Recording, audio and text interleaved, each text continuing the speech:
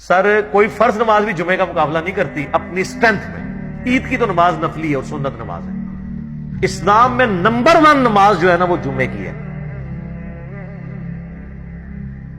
صحیح مسلم میں الفاظ ہیں جو جمعے کی نماز نہیں پڑھتا نا میرا دل کرتا ہے میں اس کے گھر کو آگ لگا دوں اگر مجھے بچوں اور عورتوں کا خیال نہ ہو. مسلم شریف میں یہ الفاظ ہیں, نبی علیہ السلام فرمایا کہ لوگوں جمعہ چھوڑنے سے باز آ جاؤ, ایسا نہ ہو اللہ تمہارے دلوں پہ مہر لگا دے. جمعے کی نماز سب سے زیادہ تاکیدی ہے. سر قرآن میں ایک ہی نماز ہے جس کو ایمفسائز کرنے کے لیے مسلسل کئی آیات ایک سورت کے اندر نازل ہوئی ہیں, سورت الجمعہ.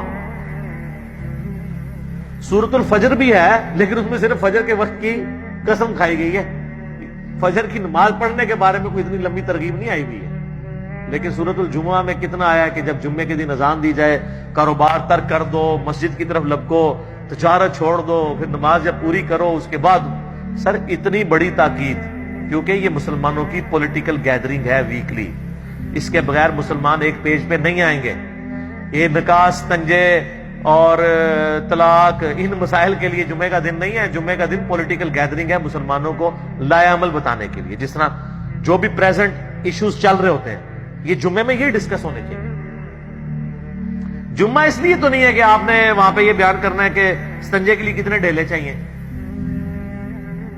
یہ تو آپ نے سیکھنا ہی سیکھنا ہے جمعے کے لیے نہیں. جمعے والے دن تذکیر ہے, نصیحت ہے. مسلم شریف میں حدیث ہے نبی علیہ السلام جمعے والے دن قرآن سنایا کرتے تھے, اس سے نصیحت کیا کرتے تھے.